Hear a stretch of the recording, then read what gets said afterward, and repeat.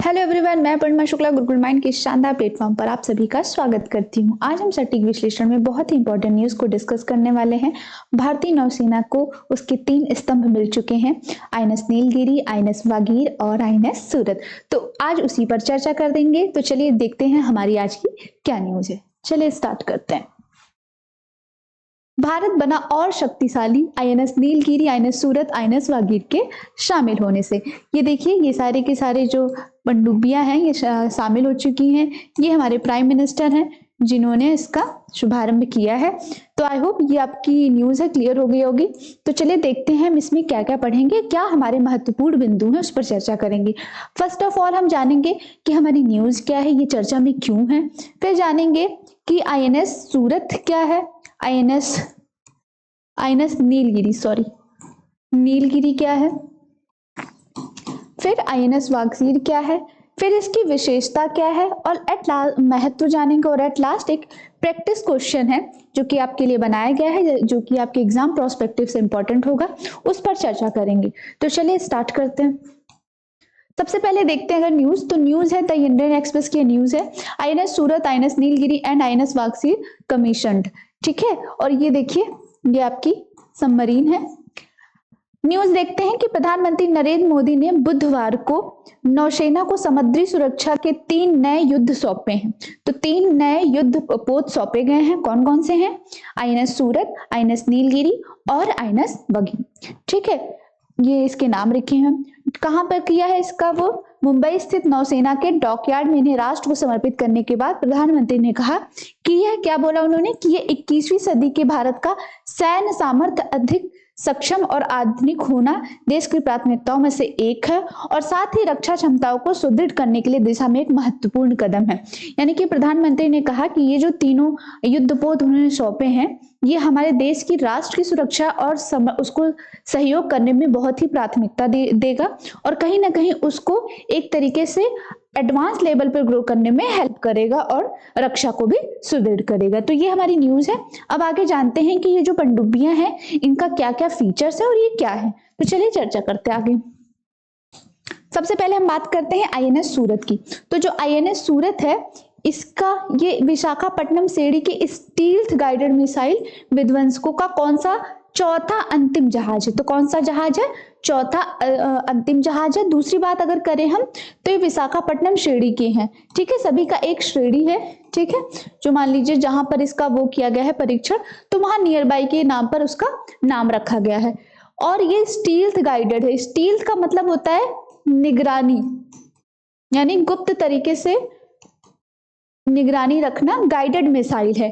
ठीक है, तो किस टाइप की है? ये स्टील्थ गाइडेड विध्वंसक मिसाइल है। दूसरी बात करें तो ये प्रोजेक्ट होता है। प्रोजेक्ट कोई भी होता है कार्य तो वो एक प्रोजेक्ट या एक परियोजना के तहत किया जाता है। तो यह प्रोजेक्ट जो था आईएनएस सूरत, ये प्रोजेक्ट 15B के अंतर्गत निर्माण किया गया है, जो कि अपने एआई टेक्निक विशेषताओं और उन्नत यानी कि एडवांस प्रणाली के लिए फेमस है। ठीक, फिर बात करें तो ये क्या कार्य करेगी? तो जो समुद्र में दुश्मन होते हैं, जैसे हमारी 3 वो है ना आर्मीज, एक हमारी एयर में है, ठीक है, फिर जल में है और बॉर्डर पर है। 3 हमारी हैं, लैंड, एयर एंड वाटर में। तो जो वाटर में हमारे जो दुश्मन होते हैं तो क्या होता है ना कई बार कि समुद्र के नीचे या उसमें किस तरह से छुपे रहते हैं खुफिया तरीके से, तो हमें पता नहीं चल पाता। तो उसमें हमें कहीं ना कहीं प्रॉब्लम होती थी क्योंकि हमारे पास उतने फुलफिल्ड या फुल फ्लेज वाले क्या बोलते हैं इक्विपमेंट्स नहीं थे। तो अब हमारे पास हो गया है। तो ये क्या करेगी? उनसे निपटेगी और एडवांस टेक्निक से लेस डिस्ट्रॉयर मिसाइल है। पहली बात तो उन्हें डिटेक्ट कर लेगी। ठीक है, अगर मान लीजिए कि पानी में कुछ भी ऐसा चीज है जो छुपा हुआ है जो नॉर्मल आंखों से देखना प्रॉब्लम है, तो ये क्या करेगी? उसे डिटेक्ट करेगी। फिर उसके बाद उस पर निगरानी भी रख लेगी कि अगर वो लोग टाइम टेक कर रहे हैं, निगरानी रखेगी और लास्ट में उसको डिस्ट्रॉय भी कर लेगी। ठीक है, तो ये किस में हेल्प करेगी? ये समुद्र में। ये देखिए वैसे भी ये पनडुब्बियां हैं, ठीक है, तो ये उसमें ही हेल्प करती हैं। अगर लंबाई की बात करें तो ये 164 मीटर लंबी है और अगर इसके वजन की बात करें तो लगभग 7400 टन इसका वजन है। इसकी जो गति है समुद्री परीक्षणों के दौरान 30 नॉट्स यानी 56 किलोमीटर घंटा से अधिक प्राप्त की गई है। मतलब अगर एक बार यूज की गई तो एक बार में जो इसकी स्पीड रहेगी 56 किलोमीटर घंटा की जो रहेगी उतना ये करेगी कवर। अगर बात करें तो ये जो 15B है, पहले 15B ये आईएनएस सूरत बना इसके अंतर्गत, पर उसके पहले था 15A। तो उसमें जो INS Kolkata, INS Kochi, INS Chennai, इन तीनों के तहत कोलकाता श्रेणी के विध्वंसक के उन्नत संस्करण के रूप में विकसित किया गया था। फिर इन तीनों के करने के बाद तब ये जाकर आईएनएस सूरत का परीक्षण किया और ये 15B के तहत बनी। फिर बात अगर करें तो जनवरी 2011 में भारतीय नौसेना के युद्धपोत डिजाइन ब्यूरो द्वारा डिजाइन किया गया है। तो कहां से किया गया है? जनवरी में भारतीय नौसेना के युद्धपोत डिजाइन ब्यूरो द्वारा इसको डिजाइन किया गया है और एमडीएल द्वारा निर्मित 4 विध्वंसक जहाजों के लिए हस्ताक्षर किया गया था। तो कब किया गया था? जनवरी 2011 में। आप देख रहे हैं कि कितना टाइम टेकिंग होता है किसी चीज को करने में। अब क्योंकि हमने ये जितनी भी पनडुब्बियां बनाई हैं, सबमरीन, ये हमने स्वदेशी तरीके से बनाई है। पहले क्या था कि हमें बाहर देशों से लेना पड़ता था, जो कि कहीं ना कहीं हमारे लिए प्रॉब्लमेटिक था और हमें बहुत वेट भी करना पड़ता था। एक तरीके से हम कहें तो हमें झुक कर रहना पड़ता था, क्योंकि मान लीजिए हमें जरूरत पड़ती थी, हमने चलिए अपनी सेना में कर लिया कहीं से। आजकल मैं लगातार आपको ऐसी ही न्यूज पढ़ा रही हूँ। मैंने कल आपको पढ़ाया था, इसके पहले मैंने आपको टनल वाला पढ़ाया था, जो कि हमारे सेना के लिए इम्पोर्टेंट है। ठीक, जेड मोड पढ़ाया था। इसके बाद मैंने कल एक आपको न्यूज पढ़ाई थी, वो भी हमारे लिए, जो हमारे वो थे मिसाइल्स हैं, एंटी गाइडेड मिसाइल, वो मैंने पढ़ाया। वो भी हमें भूमि पर और एयर में कहीं ना कहीं स्ट्रॉन्ग कर रही है हमारी इंडियन आर्मी को। और अब हमारी नौसेना यानी कि जो हमारी नेवल आर्मी है, उसको भी ये स्ट्रॉन्ग करने के लिए एक आ गई। तो भारतीय सरकार द्वारा काफी अच्छा काम किया जा रहा है। जो हमारी 3 जो स्तंभ है, उन तीनों को ही मजबूत किया जा रहा है और नौसेना को उसको 3 स्तंभ मिल भी चुके हैं उसके। तो उस हिसाब से हमारी 2 तो वो स्ट्रॉन्ग हो ही रहे थे यहाँ पर, और एक यहाँ पर भी हो गया। तो मतलब हम अपने तीनों आर्मी में, जल, थल और वायु में, तीनों में मजबूत हो रहे हैं और ऐसे ही ग्रो करें, भगवान करे। तो चलिए आगे जानते हैं। नौसेना के युद्धपोत डिजाइन किए गए हैं। अच्छा, इनके जो नाम होते हैं, तो देश के जो चारों कोने होते हैं उनका प्रतिनिधित्व करने वाली प्रमुख भारतीय शहरों के नाम पर रखा जाता है। मतलब आप ये सोचोगे सूरत का क्या मतलब है, तो जो चारों कोने होते हैं उनका जो मेन होता है सिटी, जो उसका प्रतिनिधित्व करती है, उसके नाम पर रखा जाता है। तो ये आईएनएस सूरत के बारे में एक छोटा सा डिस्क्रिप्शन देखा। अब हम इसके फीचर्स जानते हैं कि इसका फीचर्स क्या है, किस तरीके से हमारी नौसेना को हेल्प करेगी। तो अगर हम फीचर्स देखिए, ये है आपकी आईएनएस सूरत। ठीक है, देखिए कितनी खूबसूरत है, और जल में है तो कितनी ज्यादा ही खूबसूरत लग रही है। ठीक, तो चलिए हम इसकी विशेषता जानते हैं। तो अगर हम विशेषता की बात करें तो इसका जो निर्माण है वो मझगांव शिप डॉकयार्ड द्वारा किया गया है। तो ये मुंबई के मझगांव शिप डॉकयार्ड द्वारा किया गया है। तो कई बार क्वेश्चन ऐसा पूछा जाता है कि किसके द्वारा किया गया है, या तो ये पूछ ले कि ये मझगांव शिप डॉकयार्ड है कहाँ पे, ऐसे क्वेश्चन पूछ सकता है। ठीक, तो कब कब किया गया है, तो इसलिए इस पिछले 3 वर्षों में आईएनएस विशाखापट्टनम, मोरगुमा और आईएनएस इम्फाल के बाद शामिल किया गया है। तो किसके किसके बाद किया गया है? विशाखापट्टनम, मोरमुगा और इम्फाल के बाद इसको शामिल किया गया है। ये भारत का पहला एआई सक्षम युद्धपोत है। मतलब ये पूछा जाए कि अगर भारत का कौन सा ऐसा युद्धपोत है जो एआई से लैस हो, तो वो कौन सा हो जाएगा? आईएनएस सूरत, जो परिचालन दक्षता बढ़ाने के लिए स्वदेशी रूप से विकसित और कृत्रिम बुद्धिमत्ता का समाधान का उपयोग करता है। ठीक है, तो ये कैसा है? पहला तो स्वदेशी है, स्वदेशी रूप से विकसित किया गया है और एआई का टूल यूज करके किया है। मतलब एआई से पूरा फुल फ्लेज्ड है, जिस तरह से एक एडवांस टेक्नोलॉजी का इसमें यूज किया गया है। बात करें तो नेटवर्क केंद्रित युद्ध के लिए अत्याधुनिक सतह से हवा में मार करने वाली मिसाइलों, जहाज रोधी मिसाइलों और टारपीडो और आधुनिक सेंसर से लैस है। तो ये कैसे है? ये सतह से हवा पे मार करने वाली मिसाइल्स में आता है। और अगर इसकी गति की बात करें तो 30 नॉट्स यानी कि 56 किलोमीटर प्रति घंटा है इसकी गति। तो आई होप आपको इसके फीचर समझ में आ गए होंगे, और इसे जो भी मैंने आपको यहाँ पर सर्कल किया है उस पर ध्यान दीजिए। तो इसको किसके किसके बाद ऐड किया गया है? विशाखापट्टनम, मोरमुगांव और इम्फाल के बाद। ठीक, अब हम चलिए जानते हैं कि आईएनएस नीलगिरी क्या है। तो नीलगिरी पर चर्चा करते हैं। ये रही हमारी आईएनएस नीलगिरी। तो आईएनएस नीलगिरी की भी जो निर्माता कंपनी है वो भी मझगांव डॉकयार्ड ही है। ठीक, आईएनएस नीलगिरी भारतीय नौसेना के लिए मझगांव शिपयार्ड डॉक, देखिए मैंने लिख ही दिया है, लेकिन ये किसके तहत की गई है? जैसे सूरत जो थी वो सूरत 15B के तहत की गई थी, पर अगर इसकी बात करें नीलगिरी की तो ये प्रोजेक्ट 70A के तहत की गई है। आपसे क्वेश्चन ऐसे पूछेगा सर, ऐसे पूछ लेगा, ठीक, नीलगिरी तो आपसे ऐसे ही पूछ लेगा कि बताइए किस में है, तो ये किससे की गई है? 15B और ये 17A, ठीक, ये डिफरेंस देख लीजिएगा। तो ये इन दोनों के प्रोजेक्ट्स हैं, सबके अपने अपने अलग अलग प्रोजेक्ट हैं, ठीक, ओके। ये नीलगिरी श्रेणी के स्टील्थ फ्रिगेट शिवालिक श्रेणी प्रोजेक्ट के उन्नत अनुवर्ती पोत है। उन्नत यानी कि एडवांस जो है ये पोत है। ये बहुमिशन फ्रिगेट समुद्री अभियानों के लिए डिजाइन किया गया है, यानी कि ये मल्टीपर्पज है, ये मल्टीपर्पज काम के लिए यूज किया गया है, मल्टीपर्पज। और फ्रिगेट का मतलब होता है कि फ्रिगेट का मतलब होता है जैसे कि जो ये विध्वंसक श्रेणियां होती हैं, एक तरीके से मिसाइल ही है, तो ये क्या करता है, जो क्रूज होता है, क्रूज उससे थोड़ा कम पावर रखता है और जो विध्वंसक नॉर्मल वाले होते हैं उनसे ज्यादा। तो ये फ्रिगेट है, मतलब कि फ्रिगेट इसका नाम है, एक तरीके से ये भी क्या करता है, विध्वंसक का ही काम करता है, डिस्ट्रॉयर का ही काम करता है, बस क्रूज से थोड़ी कम पावर रखता है। आई होप क्लियर हुआ होगा, ठीक, डिजाइन किया गया है। और ये जो ट्रेडिशनल और नॉन ट्रेडिशनल है, दोनों प्रकार की खतरों से निपटने के लिए रेडी रहता है। जैसे पहले क्या है, कुछ होता है ना, जैसे पहले जब बहुत सारी टूल्स या टेक्नोलॉजी नहीं थी तो ट्रेडिशनल मेथड का यूज किया जाता था, ठीक है, तो ट्रेडिशनल का ट्रेडिशनली हम कर लेते थे, है ना, मान लीजिए कि ट्रेडिशनली करना है तो वैसा कर लेते थे। और अब धीरे धीरे चीजें ग्रो हो रही है तो वो अनट्रेडिशनल होता है, थोड़ा सा भाई इक्विपमेंट ज्यादा आ गए हैं तो लोग एडवांस तरीके से कर रहे हैं, तो एडवांस और नॉन एडवांस दोनों तरीके में निपट लेगा। ये नहीं कि सिर्फ एडवांस से ही निपट पाएगा और उसके लिए फिर ह्यूमन की जरूरत पड़ेगी, नहीं, दोनों का ही काम कर लेगा। देखिए ह्यूमन की जरूरत तो पड़ेगी ही पड़ेगी, बिना ह्यूमन के तो नहीं हो पाएगा, बट फिर भी थोड़ा तो इंसान का काम आसान कर देता है और कहीं ना कहीं एक सिक्योरिटी पर्पज से भी अच्छा होता है। फिर बात करेगा नीलगिरी श्रेणी के फ्रिगेट और अत्याधुनिक स्टील टेक्नोलॉजी। तो स्टील का मतलब भी मैंने बता दिया कि निगरानी रखना, है ना, यानी कि ये गुप्त तरीके से निगरानी रखती है।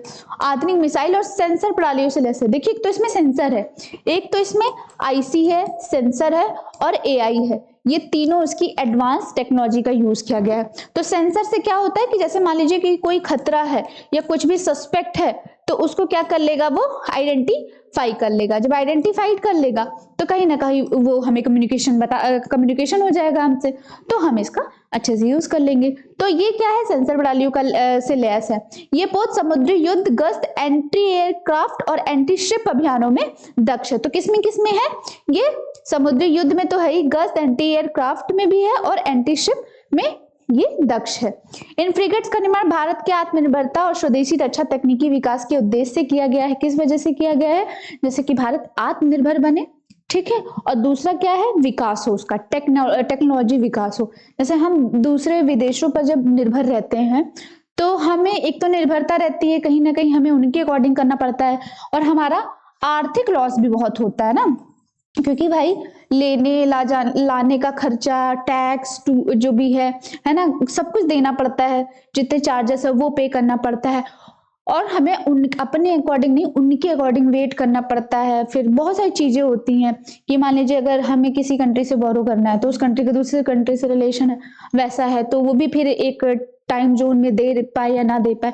पर जब कोई सामान अपना है तो अपने तरीके से यूज करो, और जो पैसा हम दूसरों को देंगे उससे हम बना लेंगे अपने की यहाँ ही, तो वो ज्यादा है, उनके यहाँ उनका टैग लगा रहेगा। और स्वदेशी का मतलब है कि फिर अपनी आइडेंटिटी बढ़ रही है, कहीं ना कहीं अपनी गुडविल बढ़ रही है, तो हमारे देश का नाम होगा, तो वो हमारे लिए क्या है, सैन्य दृष्टि से तो अच्छा है ही, प्लस हमारी आर्थिक दृष्टि से भी अच्छा है।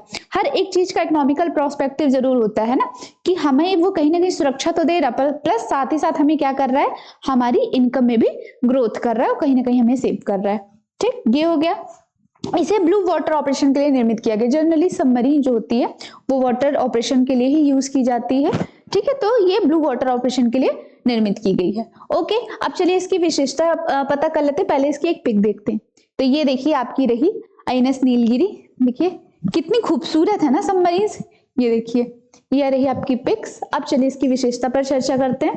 तो ये मल्टी मिशन युद्धपोत है जिसे हमले से रक्षा और पनडुब्बियों को नष्ट करने के लिए निर्मित किया गया है। तो ये कैसा है, मल्टी नेशनल है, मल्टी मिशन है। दूसरी बात क्या है कि जो भी जल में जो भी युद्ध होते हैं या हमले होते हैं उनसे हमारी रक्षा करेगी, उसी के लिए निर्मित की गई है और उनके पोत वगैरह जो होंगे उनको नष्ट करने में अच्छी है।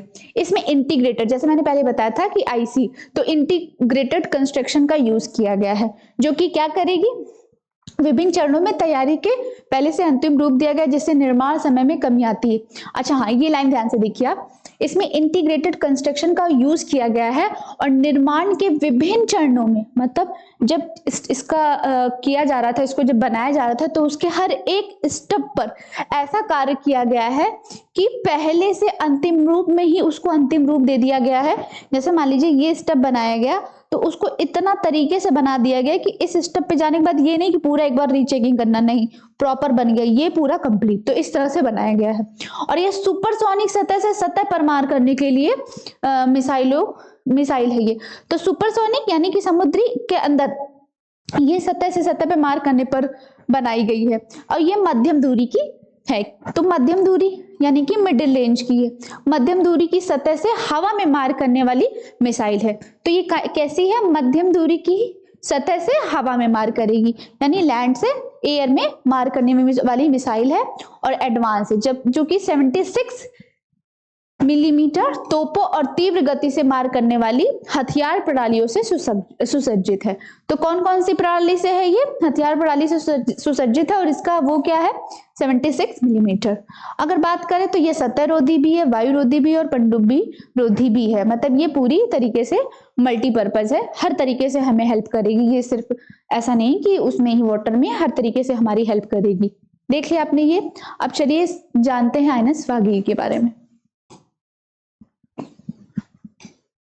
चलिए ये रही है हमारी आईएनएस वागी। तो चलिए बात करते हैं। तो इसको किसके प्रोजेक्ट के तहत बनाया गया है, 75 प्रोजेक्ट। किसके अंदर, तीनों प्रोजेक्ट मैंने बता दिया, 15B, 17A और ये प्रोजेक्ट 75 के तहत भारतीय नौसेना के छठी और अंतिम पनडुब्बी है। ये कौन सी है, छठी और अंतिम पनडुब्बी है जो कि कलवरी क्लास की है। अब कलवरी क्लास क्या है मैं भी आगे बताती हूँ। तो ये कलवरी क्लास के अंतर्गत निर्मित की गई है। इसके बात करें तो इसका भी निर्माण किया गया है भारतीय नौसेना मिशन में, गुप्त और मल्टीपर्पज के लिए डिजाइन किया गया। जितनी ये सारी ही गुप्त और मल्टीपर्पज के लिए की गई हैं, ठीक है। और ये स्कॉर्पियन डिजाइन पर बेस्ड है। स्कॉर्पियन डिजाइन जनरली फ्रांस की जो वो थी, फ्रांस की जो ये थी सबमरीन, उसी को बोलते हैं। तो उसी डिजाइन पर बेस्ड है, तो हमने वहां से एक आइडिया लिया है, ठीक है। तो स्कॉर्पियन कहाँ की है, फ्रांस की है, जो कि अत्याधुनिक और शोर रहित पनडुब्बी है। एक सबसे इंपॉर्टेंट है कि ये एडवांस तो है ही, जैसे सबमरीन क्या है, वाटर में जाती है तो आप उसका जब मोटर चलता है तो आप देखते हैं ना कि आवाज, एक तरीके से आवाज आती है। तो इसमें क्या है कि आवाज नहीं आएगा। जैसे अगर कोई हम अगर वैसा काम करते हैं अपने राष्ट्र के बेस पर करते हैं तो हमें थोड़ा सा गुपचुप तरीके से करना पड़ता है, गुप्त रख कर करना पड़ता है ना, जैसे कि दुश्मन को या सामने वाले लोगों को जो हमला करने वाले उन्हें खबर ना हो। तो ये वही उसके लिए पूरी तरीके से परफेक्ट है क्योंकि ये शोर रहित है, मतलब शोर नहीं करती, आराम से अपना काम करेगी, शांत जल में जा रही है और अब किसी को पता भी नहीं चलेगा। तो इस टाइप की है। और अगर लंबाई की बात करें तो 68 मीटर लंबाई इसकी, तो इसकी लंबाई कम है, उन दोनों से सबसे कम है। तो सबसे कम किसकी है, आपसे स्टेटमेंट में ऐसे ही पूछ लिया जाएगा कि आईएनएस वागी, नीलगिरी और सूरत में सबसे कम लंबाई किसकी है, तो इसकी है। इसकी कितनी है, 68 मीटर। और अगर इसकी वजन की बात करें तो 1550 टन इसका वजन है, ठीक है। इसका नाम क्यों रखा गया है आईएनएस वागी, तो हिंद महासागर में एक मछली पाई जाती है, हिंद महासागर में पाई जाने वाली एक मछली है जिसका नाम क्या है, सैंडफिश। तो उसी सैंडफिश की एक प्रजाति है, उसी के नाम पर इसका नाम रखा गया। देखिए कितना इंटरेस्टिंग है, आपको ये लाइन भी ध्यान देनी है कि किस पे नाम रखा गया। इस तरह से भी क्वेश्चन ले सकता है ना, किसी भी एग्जाम्स में पूछ लिया, या मान लीजिए स्टेटमेंट करके आपसे पूछ ले कि बताइए, अच्छा ये है तो ये बताइए प्रोजेक्ट क्या है, इसकी लंबाई क्या है, फिर पूछ लिया कि अच्छा बताइए आईएनएस वागी का नाम क्यों पड़ा आईएनएस वागी, तो ऐसे आप कर सकते हैं। तो इसका नाम क्यों पड़ा, क्योंकि हिंद महासागर में एक मछली पाई जाती है, उसकी प्रजाति है, तो वो कौन सी मछली है, सैंडफिश। इस तरह से भी क्वेश्चन आ सकता है। और ये दुनिया की सबसे शांत अब ये अलग है उन दोनों में। बाकी दोनों में हमने क्या पढ़ा कि उसमें ये कहीं पर भी नहीं था कि शोर होगा कि नहीं होगा, बट इसमें क्या है कि ये शोर रहित है। और दूसरी बात क्या है, ये दुनिया की सबसे शांत बहुमुखी डीजल इलेक्ट्रॉनिक है। अभी तक हमने इंटीग्रेटेड पढ़ा, ठीक है, पर डीजल नहीं पढ़ा। इसमें क्या है, डीजल इलेक्ट्रॉनिक पनडुब्बी है ये, ठीक। तो ये कैसी है, शांत है, ठीक। तो ये हमने देख लिया। चलिए एक पिक देखते हैं इसकी सुंदर सी। ये देखिए ये हमारी आईएनएस वागसीर है। ये देखिए ये भारत का फ्लैग है, देखिए कितना खूबसूरत सा लग रहा है। जब ये लॉन्च हुई थी तब की उसकी तस्वीर है। चलिए आए अब इसकी विशेषता जानते हैं। अगर हम इसकी विशेषता की बात करें तो ये डीजल इलेक्ट्रॉनिक प्रणाली का यूज किया गया, मैंने पहले ही बता दिया, जो मुख्य रूप से हमलावर या शिकारी या जो भी हत्यारा है पनडुब्बियां, उनके विरोधी नौसैनिक जहाजों को निशाना बनाकर नष्ट करने में सहायक होती है। तो किसमें सहायक होती है, जितनी भी पनडुब्बियां होती हैं जो चुप्पे चुप्पे कहीं ना गुप्त तरीके से कार्य करते हैं, तो ये खुद भी गुप्त तरीके से काम करके उनको डिस्ट्रॉय कर देगी। दूसरी बात, ये शांत और बहुमुखी है, ठीक है, डीजल इलेक्ट्रॉनिक पनडुब्बी में से एक है, मैंने आपको बताई थी। विशेषता भी खासकर यही है। अगर इसकी एक विशेषता और बताया करें तो ये सतह पर मार करती है। तो ये सतह रोधी है और ये पनडुब्बी रोधी भी है। युद्ध खुफिया जानकारी इकट्ठा करती है और क्षेत्र निगरानी और विशेष अभियान को इसमें ये शामिल है। तो ये सतह से सतह पे मार करती है, साथ ही पनडुब्बी रोधी भी है। इसमें तार निर्देशित टारपीडो का यूज किया गया है। अभी तक हमने उन दोनों में टारपीडो पढ़ा, बट इसमें क्या है, वायर्ड वाली टारपीडो का यूज किया गया है। तो ये कैसी है, तार निर्देशित टारपीडो है, जो कि जहाज रोधी मिसाइलों और एडवांस सोनार पद्धति। सोनार क्या होता है, जो जल होता है, जल के नीचे की जो वो होती है, आवाज वगैरह होती है, या उसका वो मेजरमेंट करने के लिए इसका यूज किया जाता है। ये हेल्प करती है हमें उसमें, क्या बोलते हैं, समुद्र वगैरह में उसकी वो जानने के लिए कि क्या उसकी गति है या उसमें क्या प्रॉब्लम्स है वगैरह है। अच्छा, कलवरी की बात करें तो ये कलवरी श्रेणी की जो पनडुब्बियों के नाम पर जो कलवरी श्रेणी होती है, उसमें जो भी रिटायर्ड होती हैं पनडुब्बियां, उसमें से ये लिया गया है, जिसमें कि कलवरी, खंडेरी, करंज और वेला श्रेणी शामिल है। तो कुछ जो पनडुब्बियां थी, जैसे कि उसमें कलवरी थी, है ना, खंडेरी थी और करंज और वेला थी, तो उसी में ही सारी की सारी जो रिटायर्ड है उसी में से निकाल करके बनाया गया है और उसको एक क्लास दे दिया गया है, कलवरी श्रेणी, ठीक है, जो कि आजादी के बाद भारतीय नौसेना की आरंभिक सोवियत मूल की फॉक्स ट्रॉट श्रेणी की पनडुब्बियों को दिखाती है। तो ये किसको दिखाती है, अगर पूछता है कि ये किसको प्रदर्शित करती है, जो ये हमारी जो कलवरी श्रेणी की जो भी पनडुब्बियां हैं, ये किसका रूप प्रदर्शित करती है, ये किसका आरंभिक रूप प्रदर्शित करती है, तो किसका करती है, ये आजादी के बाद भारतीय नौसेना की आरंभिक सोवियत मूल की फॉक्स ट्रॉट श्रेणी की पनडुब्बियों को। तो ऐसे भी पूछ सकता है कि फॉक्स ट्रॉट अभी चर्चा में था, ये कहाँ की पनडुब्बी का एक प्रारूप है, तो कहाँ का है, सोवियत, ठीक, क्लियर हो गया। चलिए अब हम इसके थोड़े से महत्व चर्चा कर लेते हैं कि महत्व क्या है। तो ये जहाज का जलावतरण सैन्य और आर्थिक दोनों तरीके से महत्वपूर्ण है। मैंने जैसे पहले बताया कि सैन्य रूप से तो है ही, प्लस आर्थिक रूप से भी है। क्यों, क्योंकि हम जब स्वदेशी बना रहे हैं, हमें विदेशों से नहीं लेना पड़ेगा, तो जो भी हमें चार्जेस है ना, जो भी कस्टम्स वगैरह देने पड़ते थे, वो सब नहीं देना पड़ेगा, तो वो हमारा बचेगा, पहली बात। दूसरी बात क्या है कि अपनी तरीके से अगर बनाना हमने सीख लिया तो हम दूसरे का भी निर्माण कर लेंगे। जैसे कहते हैं ना, कोई चीज आपने करना स्टार्ट किया तो आपको एक बार आइडिया हो जाता है, तो फिर आप कॉन्फिडेंस में आते हो, फिर दूसरा तीसरा भी कर लेते हो। तो एक ये बेनिफिट हो गया, तो इससे हमारी सैन्य तो मजबूत हो ही रही है, प्लस हम आर्थिक दृष्टि से भी कहीं ना कहीं मजबूत हो रहे हैं। दूसरी अगर बात करें हम, तो ये पूर्ण रूप से स्वदेशी, जिसमें आप किसी और देश पर निर्भर नहीं रहना पड़ेगा, तो मैंने बता ही दिया। हाँ, और ये भारत की रक्षा स्थिति मजबूत होगी, साथ ही वैश्विक समुद्री सुरक्षा में एक मुख्य खिलाड़ी के रूप में उभरेगी। हाँ, कोई भी देश अगर कोई चीज निर्माण करता है तो सिर्फ अपने देश को ही नहीं, अपने देश में ही नहीं प्रसिद्ध होता है। जैसे मान लीजिए हम जब भारत मून पर गया तो भारत पहला देश बना गया, है ना, भारत मून पर जाने वाला पहला देश बना, तो कहीं ना कहीं वो पूरे विश्व में एडमायर किया गया कि नहीं, पूरे देश में एडमायर किया गया, सबके फेल हो गए तब हमारा बना मॉम मिशन, ऑर्बिट मिशन, है ना। तो जब ये हुआ तो कहीं ना कहीं पूरे देश ने एडमायर किया, और तो पूरा देश कहीं ना कहीं एक सीख लेता है, लेसन लेता है और इंस्पायर्ड होकर वो भी कार्य करता है। तो जो देश जो हमसे पिछड़े हैं, हम ये नहीं कह रहे कि बहुत सारे देश हमसे आगे भी हैं, अमेरिका है, चाइना है, वो कहीं ना कहीं हमसे आगे हो, तो हमें उनसे सीखना चाहिए कुछ चीजों में, अच्छाई में, एथिकल वे में, बुरी चीजों में नहीं, एथिकल वे में जो हमारे पर्यावरण को संतुलन करके चले। तो उस चीज वैसी चीजें हमें उनसे सीखनी चाहिए, ग्रो होना चाहिए। और जो देश हमसे जो नहीं ग्रो कर पा रहे हैं वो हमसे सीखेंगे कि ये जो देश इतनी सारी पॉपुलेशन, इतनी सारी विविधता के बाद भी ग्रो कर रहा है, कहीं ना कहीं एक तरीके से अपनी स्थिति को मजबूत कर रहा है और विश्व में अपनी जो है गुडविल को बढ़ा रहा है, अपनी एक अच्छी छवि बना रहा है, तो वो हमसे सीखेंगे, वो भी करेंगे, है ना। एक अच्छे देश का मतलब क्या है कि जो आपसे नीचे के देश हैं, जो पिछड़े देश हैं, आप उनको भी ग्रो करें और उनको भी एक अच्छी सीख दें, तो वो उसमें भी हेल्प करेगा। तो कहीं ना कहीं वैश्विक जो समुद्री सुरक्षा है उसमें हमारी छवि को भी निखारेगा। दूसरी बात, एक खिलाड़ी के रूप में प्रदर्शित करेगा।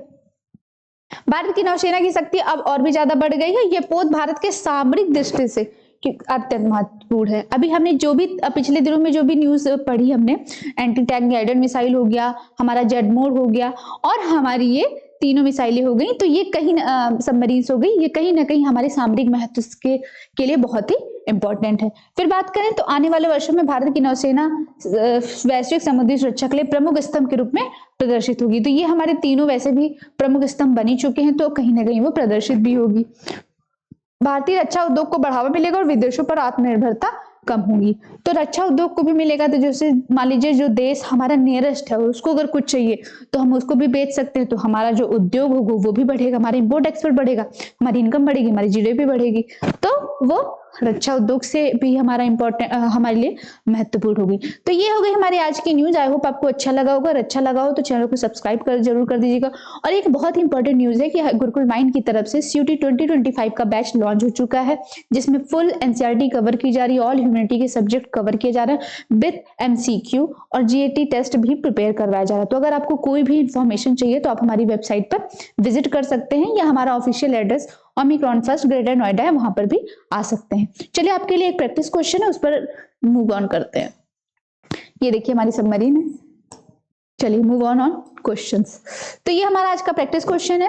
INS वागशीर किस श्रेणी का युद्धपोत है? मैंने आपसे पहले ही बताया था, तो आप हमें इसका आंसर बताएंगे। स्टील्थ विध्वंसक है या स्वदेशी परमाणु पनडुब्बी है, गाइडेड मिसाइल फ्रिगेट है या हेलीकॉप्टर कैरियर है? तो इन चारों में से जो भी आंसर है आप उसको हमें कमेंट बॉक्स में जरूर बताएंगे। और आपको ये क्लास कैसी लगी आप इसका फीडबैक भी हमें दे सकते हैं, ठीक है। ये हमारा गुरुकुल माइंड का पेज है, ये इंस्टाग्राम आईडी है, आप फॉलो कर सकते हैं। ये हमारी टेलीग्राम आईडी, ये हमारी फेसबुक आईडी, ये हमारा ऑफिशियल एड्रेस है ओमिक्रॉन फर्स्ट ग्रेटर नोएडा। ये हमारा कॉन्टैक्ट नंबर है 8882608880, जिस पे आप कॉन्टैक्ट करके कोई भी डिटेल या इन्फॉर्मेशन आपको चाहिए आप ले सकते हैं, या कोई भी नोट्स वगैरह आपको परचेस करने हैं आप इस पे कॉल कर सकते हैं। ये हमारी वेबसाइट है www.gurukulmind.com, आप इस पर भी इस पे विजिट कर सकते हैं।